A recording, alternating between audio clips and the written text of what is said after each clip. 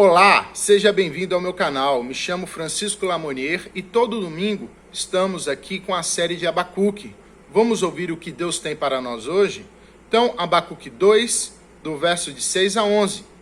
Diz assim: Não levantarão, pois, todos estes contra ele um provérbio, um dito zombador? Dirão, ai daquele que acumula o que não é seu, até quando? E daquele que a si mesmo se carrega de penhores. Não se levantarão de repente os teus credores? E não despertarão os que te hão de abalar? Tu lhes servirás de despojo. Visto como despojaste a muitas nações, todos os mais povos te despojarão a ti, por causa do sangue dos homens e da violência contra a terra, contra a cidade e contra todos os seus moradores. Ai daquele que ajunta em sua casa bens mal adquiridos, para pôr em lugar alto o seu ninho, a fim de livrar-se das garras do mal. Vergonha maquinaste para a tua casa, destruindo tu a muitos povos. Pecaste contra a tua alma, porque a pedra clamará da parede, e a trave lhe responderá do madeiramento. Um rato desejava atravessar um rio, mas tinha medo, pois não sabia nadar. Pediu ajuda a uma rã um tanto misteriosa, que se ofereceu para levá-lo para o outro lado, desde que se prendesse a uma de suas patas. O rato concordou, e encontrando um pedaço de fio, prendeu uma das suas patas à rã. Mas mal entraram no rio, a rã mergulhou tentando afogar o rato. Este, por sua vez, debatia-se com a rã para se manter à superfície, tentando sobreviver. Estavam os dois nesse rebuliço, enquanto veio uma águia e, vendo aqueles dois, pegou os dois e, mesmo no ar, os comeu. Essa pequena fábula nos mostra que o mal, que no caso é a rã, teve o seu castigo na mesma medida em que ela praticava. Essa história nos ensina que há justiça no mundo e Deus está vendo tudo. E hoje veremos que aquilo que plantamos, nós colhemos. Mas o verdadeiro cristão vive pela fé. A fé gerada pela palavra de Deus. Irmãos, como foi dito, estamos expondo o livro do profeta Abacuque todos os domingos. Domingo passado, vimos que a forma como Deus iria lidar com o seu povo não era aquilo que Abacuque estava planejando. Ele estava pensando em um avivamento, mas Deus tinha outros planos. Então, terminamos com Abacuque sem entender como fechar a equação, como os planos de Deus prosperarão se está vindo um povo destruidor. Então Deus conforta o profeta dizendo que o justo viverá pela fé. Olha, Abacuque havia sido levantado para anunciar a disciplina e o juízo de Deus, porque o povo amado, o povo escolhido por Deus, para ser o padrão moral aqui no mundo, tornou-se escárnio e motivo de riso entre os povos pagãos. Fazendo um paralelo, era mais ou menos assim: ei, você não é aquele que se dizia crente? Opa, olha o crente bebendo ali escondido no bar. Mas aquele ali entrando no prostíbulo não é o pastor? Esse aí não é o crentezinho, esse não é o pastorzinho. Ué, o que tem um líder de louvor espancar a sua esposa? Bem, a minha chefe, ela é uma bênção, mas não me paga como deveria. Irmãos, eu tenho uns vizinhos de veraneio, eles são complicados, eles são uma família, tem marido, mulher, filhos, sempre trazem amigos, passam o dia todo com a música alta e bebendo. De repente, lá pela meia-noite, um dia, ouvimos um enorme barulho, correria, gritos de ameaça. Tudo indica que a esposa pegou o seu marido traindo com outra mulher, ou seja, com uma convidada, uma amiga. Então, mais gritos e ameaças. A mulher que estava envolvida na fornicação entra no carro, às pressas, sai cantando pneu e então consegue fugir. A esposa traída diz, mas ela era da igreja. Irmãos, Abacuque estava vivendo em uma época onde o povo de Judá, que deveria ser o padrão moral para o mundo, agora adotava um comportamento que não havia mais diferença do comportamento do ímpio. Irmãos, você acha que Deus não está vendo isso? Vocês acham que Deus não está enxergando os seus pensamentos pecaminosos? Vocês acham que Deus deixa passar um pecadinho de estimação? Vocês acham que podemos zombar de Deus? Irmãos, o fato é que de Deus ninguém zomba. Deus é santo. Ninguém pode zombar de um Deus que é santo, que é justo e reto. Por isso eu quero iniciar o nosso primeiro ponto. Deus zombará do zombador. Deus zombará do zombador. Por isso Deus tem preparado um provérbio para aquele que zomba dele. Aliás, Deus zombará do zombador. Ouça aí o verso 6. Não levantarão, pois todos estes contra ele um provérbio, um dito zombador? Irmãos, há um provérbio a ser cantado. Por isso, Deus dirá ao profeta Abacuque: Abacuque, sente aqui e ouça o meu canto fúnebre. Eu zombarei do zombador. Da mesma forma que levantei a Babilônia para os meus propósitos, vou destruí-la.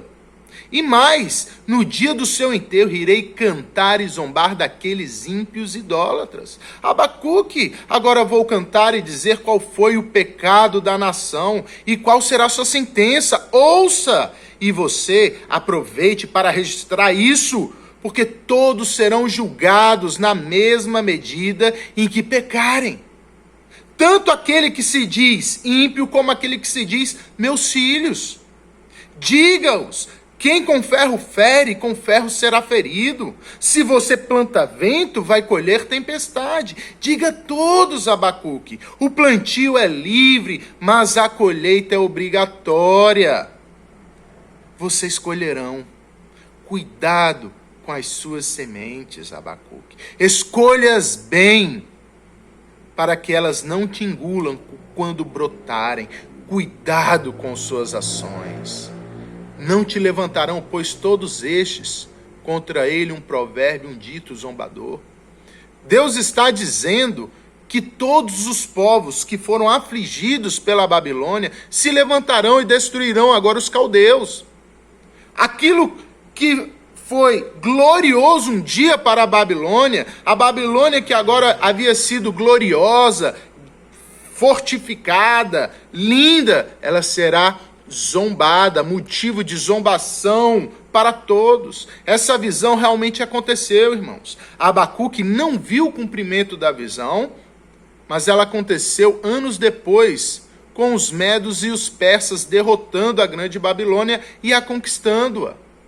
Quem viu a queda da Babilônia foi o profeta Daniel. Ele ainda morava no palácio real. O imperador da época era Belsazar, que era filho ou neto de Nabucodonosor. Então, Daniel, no capítulo 5, ele registra a grande queda da Babilônia. Então, o que vamos ver aqui são os lamentos que Deus entoa sobre o Império Babilônico. Deus antecipando a queda deles e o castigo que viria.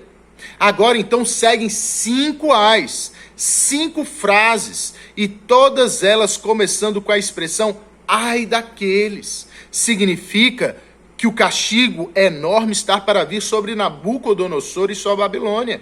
Ai de você. Ai daqueles que virem o que vai acontecer com você. Eles vão dizer ai, ai, ai. Esses 5 ais aqui no livro do profeta Abacuque representam uma unidade literária bem distinta. Porque, como foi dito, eles vêm na forma de um cântico de zombaria. Curiosamente, essa forma dos ais representa um cântico de lamentação que frequentemente eram entoados sobre alguém na hora do enterro. Deus, então, diz a Abacuque, que um dia as nações vão se levantar zombando da Babilônia e de todos que fizerem a mesma coisa que eles. Eles dirão, veja, Vamos começar agora os ais. Vamos ouvir o primeiro ai. E esse é o nosso segundo ponto. O primeiro ai de Deus. Ele condena o avarento e o violento. Vamos lá? Finalzinho do verso 6. Ai daquele que acumula o que não é seu. Até quando? E daquele que a si mesmo se carrega de penhores. Não se levantarão de repente os teus credores? E não despertarão os que te hão de abalar? Tu lhes servirás de despojo. O primeiro ai que Deus diz contra a Babilônia e contra todos os que promovem o mal, condena duas grandes categorias de pecados: a avareza e a violência agressiva. Deus está trazendo no primeiro ai aqui 2 mandamentos. O 8º mandamento, não furtarás, e o 6º, não assassinarás. A Babilônia despojou muitas nações, acumulou aquilo que não era deles. Ou seja, Deus estava se referindo sobre os despojos, sobre os lucros que eles tiveram das suas conquistas sanguinárias. Era costume daquela época, quando havia uma invasão e se matava os moradores daquele país vencido, então se saqueava os templos, as casas, e toda aquela riqueza era levada para a sede da Babilônia. Os caldeus acumularam muitas coisas através da violência. Dizem que o reinado da Babilônia se tornou uma das 7 maravilhas do reino antigo. Uma maravilha que foi levantada sobre cidades conquistadas, reinos destruídos e vidas ceifadas. Mas como diz um ditado, um dia é da caça, outro do caçador. Agora, como castigo, por isso o ai está aí. O martelo foi batido, a sentença declarada. Nações se levantariam contra o império babilônico e fariam a mesma coisa com ele. Irmãos, aqui Deus nos apresenta um princípio poderosíssimo. Estamos diante de um princípio divino. E não há como se esconder desse princípio. Esse é o princípio da retribuição. Deus, por ser justo, ele retribui ao ímpio na mesma medida do pecado que ele cometeu. Veja, o pastor Nicodemos diz que, geralmente, Deus faz com que aconteça com o ímpio, com o violento e com o pecador aquilo que ele fez com o outro. Irmãos, essa é a justiça de Deus. O castigo tem que ser proporcional à ofensa. E é o que Deus iria fazer com a Babilônia. Deus está dizendo à Babilônia: você despojou a outros, então será despojada. Veja aí o verso 7 e o verso 8. Não se levantarão de repente os teus credores, e não despertarão os que te hão de abalar? Tu lhes servirá de despojo. Olha só que interessante. Visto como despojaste a muitas nações, todos os mais povos te despojarão a ti. Irmãos, é na mesma medida. Nós não podemos nos esquecer com quem nós lidamos, nós não podemos esquecer que estamos diante do Deus Santo, o Criador do universo. Irmãos, temos que tomar muito cuidado com isso. Veja aí o Salmo 7, que ele vai nos dizer: Deus é o justo juiz. Deus que sente indignação todos os dias. Se o homem não se converter, afiará Deus a sua espada. Já armou o arco, tem-no pronto. Para ele preparou já instrumentos de morte, preparou suas setas inflamadas. Salmo de número 7, de 11 a 13. Irmãos, Deus é santo e por isso é justo também. Aliás, a sua justiça, ela é santa. Deus, por ser santo, ele está em completa oposição ao pecado e ao pecador. E a justiça de Deus demonstra essa oposição. E há igrejas que querem dourar a pílula, querem esconder essa informação divina. E então, elas mentem dizendo que Deus só castiga o pecado e livra o pecador. Irmãos, são pessoas que estão aliviando a mensagem. Mas não há como Deus punir o pecado sem punir o pecador. Deus odeia tanto um como o outro, porque Deus é santo.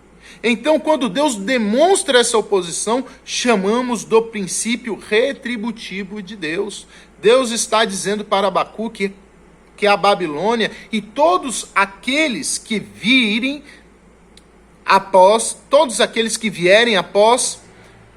a Babilônia, produzindo o mal, pelo mal serão ceifados. Veja o verso 8 de novo. Visto como despojastes a muitas nações, todos os mais povos te despojarão. É na mesma medida. O salmista nos alerta. Deus sente indignação todos os dias. Deus já preparou um instrumento de morte. Por isso precisamos estar em alerta. Porque o primeiro ai não foi só para os babilônios, mas a sua lei é para sempre. Ele serve para nós também. Hoje em dia, despojamos a muitos. Isso é verdade. Esse ai é para aqueles que se apropriam de forma ilegalmente aquilo que não é seu. Esse ai é um aviso para o presidente da República, para os governadores, para os senadores, para os vereadores, para os prefeitos, para os empresários e para todo o resto que rouba algo que não é seu. Esse ai é para os cidadãos que roubam do governo, falsificando a previdência social, contra aqueles que só sabem acumular dívidas. Esse ai é para nós também. Então, cuidado. Cuidado com o que você tem feito por aí, porque com a régua que você mede, será medido. Assim como aconteceu com a Babilônia. Lembre-se do princípio da retribuição. Deus, porque Ele é justo, Ele castiga o pecado e o pecador na justa medida. Deus faz isso, geralmente causando no ímpio aquilo que Ele causou no outro. Essa é a justiça de Deus. O castigo é proporcional à ofensa cometida. É o que Deus ia fazer com a Babilônia. Você despojou a outros, então será despojada. Deus faz recair na cabeça do pecador a mesma coisa que ele cometeu, porque Deus é justo. Irmãos, e nisso tudo Deus não comete injustiça, porque Deus não castiga desproporcionalmente. Deus não comete injustiça quando Ele traz juízo sobre as pessoas pecadoras. Isso também é um alívio, porque sabemos que a justiça reina. Sabemos que aquele que promove o mal contra nós não sairá impunemente. Isso é algo que nos alivia também. Ao mesmo tempo que nos faz tremer, mas nos consola. Porque sabemos que o mal não sairá impune. Diante disso, eu quero começar o nosso segundo ponto. O segundo ai de Deus. Ele destrói as falsas fortalezas. Segundo ai de Deus. Ele destrói as falsas fortalezas. Irmãos, estamos então vendo um povo que estava trazendo muitas riquezas, crescendo em poder por roubar e adquirir riqueza dos outros. Isso muitas vezes traz uma falsa sensação de segurança. Achamos que com o dinheiro, com o poder, nós temos então poder. Será que o dinheiro roubado nos protege? Vejamos aí então o segundo ai. Ai daquele que ajunta em suas casas bens mal adquiridos, para pôr em lugar alto o seu ninho, a fim de livrar-se das garras do mal. Os caldeus haviam destruído fortalezas para colocar os tesouros que haviam saqueados de outros povos ali na própria Babilônia. Veja, como pássaros em seus ninhos, aqui traz uma imagem de uma águia, de um gavião, a imagem de um pássaro predador. Essas aves faziam ninhos em locais mais altos, no topo da montanha, no topo das montanhas rochosas, de maneira que ninguém pudesse chegar até lá. Essa é a figura usada aqui. Babilônia também havia destruído fortalezas para ali colocar os bens. Era um local belo e poderosamente fortificado. Era uma obra tão magnífica que as muralhas não cercavam apenas uma cidade, mas toda a Babilônia, com muralhas de 15 metros de altura. A Babilônia foi considerada uma das 7 maravilhas do mundo antigo, uma beleza que cheirava a sangue e morte. Ela, quando olhava para os seus bens, dizia, olha o que Isaías 47 diz: só eu sou, não há mais ninguém além de mim. Eu não ficarei viúva e nem ficarei sem filhos. Então a Babilônia se sentia segura e protegida, como os pássaros que se protegem fazendo seus ninhos nas montanhas. O problema é que eles não estariam protegidos contra o julgamento de Deus. Deus haveria de chegar até eles com juízo. Seus planos seriam frustrados porque pecaram contra a vida, e os destroços das cidades que eles haviam destruído seriam suas testemunhas. Veja o verso 10 e 11. Vergonha maquinaste para a tua casa, destruindo tu a muitos povos. Pecaste contra a tua alma, porque a pedra clamará da parede e a trave lhe responderá do madeiramento. Veja, porque as pedras das paredes clamarão contra você e as vigas do madeiramento farão eco, diz outra tradução do verso 11. Veja quem será a testemunha contra a Babilônia. O próprio destroço que ela causou. Os destroços que ela causou serão como suas testemunhas. Veja, são casas em ruínas, ruínas causadas pelos babilônios devido às suas invasões. Olha, a pedra clamará contra o seu ofensor, que é a Babilônia, no dia do julgamento. Todo pecado tem um rastro. Então esse rastro vai nos acusar. Os restolhos dos entulhos serão testemunhas de acusação. Veja, as pedras dirão, foi ele sim, foi ele que nos derrubou. E as vigas confirmarão dizendo, é verdade. Ou seja, não tem como fugir de Deus. Os rastros da destruição, os rastros do pecado ficam e serão usados por Deus como testemunha no dia do julgamento.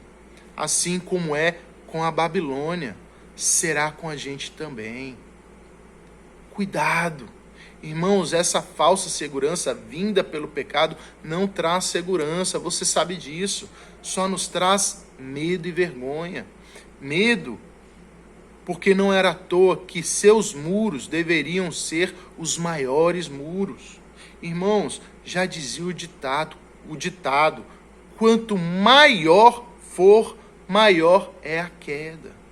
O provérbio 16:18 diz que a soberba precede isso mesmo, a ruína. Irmãos, não há muro ou fortaleza que consiga segurar o Deus dos exércitos. Não há crime perfeito diante dos olhos de Deus, porque os seus olhos veem até o abismo do nosso coração. Lembre-se das palavras do salmista. Lembre-se do Salmo 139. Deus sabes quando me assento e quando me levanto. De longe penetra os meus pensamentos. Deus me cerca por trás e por diante, e sobre mim pões as mãos. Para onde me ausentarei do teu espírito? Para onde fugirei da tua face? Se subo aos céus, lá estás. Se faço a minha cama no mais profundo abismo, lá estás também. Estamos diante de Deus o tempo todo. Estamos diante de Deus. E veja, estar diante de um Deus justo é perceber que não há um justo sequer. Por isso fazemos como os babilônios. Tentamos fugir de Deus, mas os nossos pecados nos acham e nos acusam. Fugimos usando desculpas, como, por exemplo, a desculpa do cansaço. Nossa, estou cansado para orar hoje. Fugimos utilizando a desculpa do não estou preparado agora. Não estou preparado agora, eu preciso sentir algo. Utilizamos a desculpa do sou muito novo. Temos também a desculpa do pequei e não quero ir à igreja. Tentamos nos esconder o tempo todo em nossos ninhos também, porque sabemos que estamos diante de Deus e sabemos que somos pecadores. Irmãos, a sentença foi promulgada. Ai daqueles. Todos nós estamos sentados no tribunal divino, esperando a condenação justa de Deus, assim como os babilônios. Fomos nós que poluímos o rio Araguaia, seja jogando lixo lá dentro, seja elegendo político que não quer zelar por ele. Fomos nós que não ensinamos para os nossos filhos qual o caminho que eles deveriam andar. Fomos nós que criamos guerra. Fomos nós que fizemos piadas pornográficas. Fomos nós que nos envolvemos com adultérios ou com os adúlteros. Fomos nós. Nós pecamos e Deus continua firme, justo e santo. Como resistir ao julgamento justo de Deus? Aqui inicia então o nosso terceiro ponto e último. Temos um justo advogado que nos justifica. Irmãos, isso é uma bênção. A justiça de Deus nos permite um advogado. O próprio juiz traz um advogado. Aliás, ele convida o seu próprio filho para advogar em nosso favor, porque Deus é justo. Quando a sentença justa foi estabelecida, a salvação também foi. A justiça tem dois aspectos. Ela nos condena para sermos justificados por Cristo. O tribunal de Deus revela a nossa verdadeira face e diz que a única moral verdadeira está em Cristo. O resto é só destruição. Então, como eu posso ter a justiça de Cristo se a minha só leva pecado e destruição? Veja, o justo viverá pela fé. Nenhum homem é justo em si mesmo, porque só há depravação. Isso já nós percebemos. Então precisamos adquirir a justiça de Cristo. Ou seja, uma justiça que está além de nós. Essa justiça que nos torna justos. Ela só vem pela fé. Para sermos declarados justos, precisamos crer. Irmãos, fé é crer. A verdadeira fé não é somente saber sobre algo da Bíblia, mas tomar a própria palavra de Deus como verdade e confiar nas promessas de Deus. Uma fé forte não tem nada a ver com levantar objetos, descobrir o futuro ou coisa do tipo. Lutero tem uma frase sensacional. Veja, sobre a fé forte. A fé só é tão forte quanto aquele em quem cremos e confiamos. Se você crê no Todo-Poderoso, então sua fé será poderosa. Você só se torna forte se descansa no Deus que é Todo-Poderoso. Então é Deus quem torna a sua fé forte. Uma fé intensa não é fechar os olhos e dizer, eu creio, eu creio, eu creio, com muita força. A eficácia da fé não depende da sua força, mas a eficácia dela está em confiar em Deus e tomar para si toda a sua vontade, colocando-a em prática, mesmo que o mundo esteja caindo ao seu redor. A verdadeira fé é o instrumento que Deus nos dá por meio da palavra para nos unir a Cristo, nos selando com o Espírito Santo. A fé nos liga eternamente a Cristo. A nossa união com Cristo, então, nos justifica. Por isso, Cristo teve de morrer em nosso lugar. Depois que você confia e crê nas promessas de Deus, por meio da fé, você então é unido a Cristo. Olha, Lutero tem uma outra frase que diz: a fé dada por Deus une o nosso espírito a Cristo, assim como uma noiva une a seu noivo. Dessa união tornamos um só corpo, de forma que tenhamos tudo em comum, na alegria e na tristeza, na saúde e na doença, em todas as circunstâncias. Isso significa que aquilo que pertence a Cristo também pertence aos cristãos. E aquilo que pertence aos cristãos também pertence a Cristo. Há uma grande troca. Assim, se a Cristo pertence toda a virtude, santidade e justiça de Deus, o cristão agora possui essas características. E nós enviamos os nossos vícios e pecados a Cristo, para que eles sejam purificados, destruídos com o sangue do Calvário. Então, para que sejamos protegidos no dia do julgamento, precisamos crer em Cristo, estar unidos em Cristo e apossar a justiça de Cristo. Pela fé, a justiça de Cristo nos é chegada. Deus imputa a justiça de Cristo em nós, de tal maneira que Ele diz: eu os declaro justo. Porque no tribunal, quando nos unimos a Cristo, Deus só enxerga Cristo em nós. Deus bateu o martelo e disse: eu dou a justiça de Cristo, receba-a pela fé e creia. E creia, viva com ela. Esse foi o alívio para Abacuque. Abacuque tem o Messias que morreria por ele. Irmãos, pela fé, nós conseguimos ver que somos iguais ao babilônio, ou até piores. Pela fé, enxergamos a nossa depravação. Pela fé, entendemos que somos merecedores do justo juízo. Por isso, nós também, pela fé, recebemos o santo advogado, que tomou o meu lugar na condenação. Os ais de Deus não serão derramados se você confessar o nome de Cristo. Os ais de Deus não te levarão ao inferno se você confessar o nome do advogado. A verdadeira fé é aquela que enxerga a Deus e consegue confessar o seu pecado, pedindo perdão. Então peça. Esse é o sinal da verdadeira fé. O verdadeiro exercício da fé está na força do pedido de perdão. A fé verdadeira enxerga o Deus justo que está diante do tribunal. Veja, para apossarmos da declaração de justo, nós precisamos crer em Cristo. Para sermos justificados, precisamos estar em Cristo, unidos a Cristo, confiantes em Cristo. E quando temos a justiça de Cristo, nós podemos agir como Cristo agiu. Nós podemos ser como Cristo foi, porque no céu será assim.